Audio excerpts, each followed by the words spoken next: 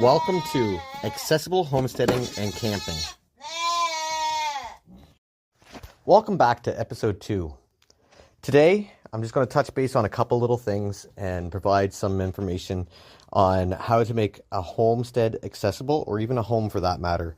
Something that is often overlooked is that when you are confined to using either a walker, a wheelchair, a mobility scooter, an electric wheelchair, or even a cane for that matter, people don't understand the space that is required, the hazards that are inside a home, such as a mat, a welcome mat. When you walk in through the door, you can trip over it. It's something that we overlook as people that have the ability to move our feet freely, can be able to see easily as well. So something that I have gone ahead and done in the last little bit here is that I actually have gone ahead and started making the homestead more accessible. And you could do it as cost effective as possible. I myself acquired the materials such as lumber from a third party that the material was actually donated from a job site that they were working on. So it kept my cost minimal. I did have to purchase some additional lumber to make everything more secure and more sturdy. And we went out and bought gravel to make a gravel ramp. So basically, one of the biggest things that you want to do when building any type of structure, and you want to look at making sure you have an excellent foundation. So basically, what I did is I had crushed cement blocks. So they're probably around 50 pounds, some of them smaller, some of them bigger, that I use as a foundation underneath the deck for the footings, as well as the ramp itself, so we have proper drainage, so the everything is compacted around it and not washing away. So basically, we're kicking off our discussion on how to make it more fitting for what you need. So first things first, why build a ramp? Or why build a deck extension? Well, my father, he enjoys sitting and on the front of the house watching traffic. Something that my wife and I enjoy doing is sitting, having our coffee. And it's an added extension of our living space inside our home. So basically, that's why. We made it space enough for a couple chairs and a table, and her mobility scooter to make it up the ramp to get it to storage for the winter into the greenhouse. So the gathering of the material is something that I took over the course of actually the last year or so. I wasn't in any rush to get it done. I wanted to make sure it was done right. And that's something that you want to do as well. As any type of a structure that you build, you want to make sure you don't cut corners and make it sturdy and secure. So first what I did is I built the deck extension. And I made it floating, so that way it's not connected to the other structures, so it reduced my costs, so I didn't have to look at getting a building permit. Make sure you look in your zone and where you're located if you need a permit or not. Certain structures you do require one. If you're building on to an existing structure, you may need one. Even ripping off a structure, you need a permit in some jurisdictions. So that's why I chose to go with the floating deck.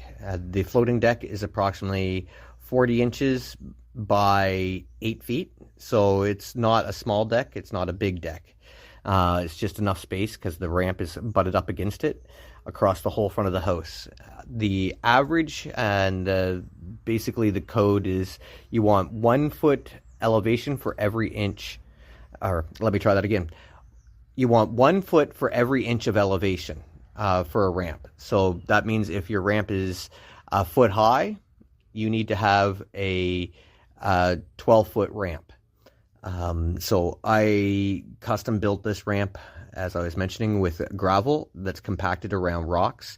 I did do a YouTube short, so you can always look at that. I will also add more in-depth videos on our YouTube channel, which is Accessible Homesteading and Camping. Definitely feel free and check that out, like and subscribe there as well as here.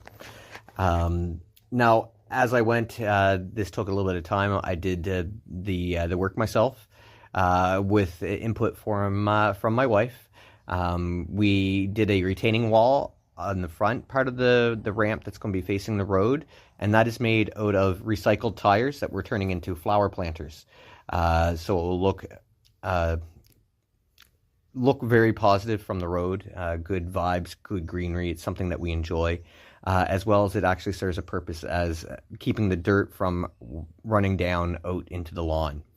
Now next to the house there is a gap. We're going to be putting a flower garden in, and we have a white picket fence that was dropped off from a friend of ours that no longer wanted their picket fence. It's just a short fence that's going to help hold the dirt up and keep the flower garden looking nice as well. Now, I also went to a not a recycled store, but a discount retailer in our area. It's called Bargain Harley's. They're not linked in this. They're not sponsoring us. I have to mention that. But they have products there that are discounted. It could be something that is off a little bit, may not be 100%. Like I have screws, and unfortunately on one of the screws that I got in the box of screws, didn't have any thread on it. But for the one that I've come across so far, it saved me a massive amount of money. It's unbelievable, actually, the amount that I was able to save going that route. You want to always measure twice, cut once. Don't be like me. I measured once, cut twice, and sometimes just cut 3, 4, 5 times, and then realized I went too short. So I have to try to extend it. And that's something that I had to do as well.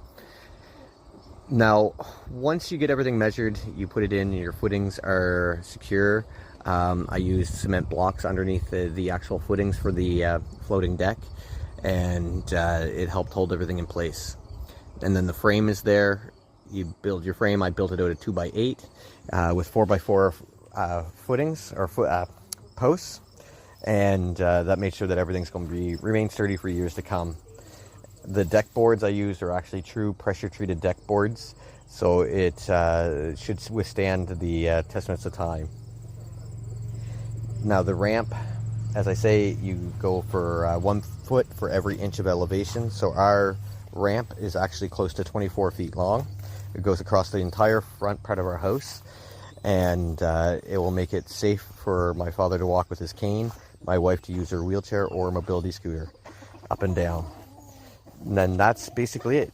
That is our quick deck build on what to do. Some tools you'll need. I used a chainsaw. I used a miter saw, impact wrench for drilling or for screwing in the screws, a drill for pilot holes, and the tractor for leveling the gravel. But you could always use a shovel and a wheelbarrow if need be. It's just more manual labor.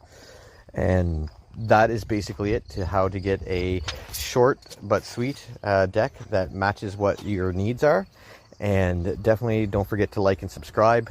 Feel free and send any questions my directions or suggestions. And thank you. And until next time, our next episode will be on the 30th. Thank you and have a great day.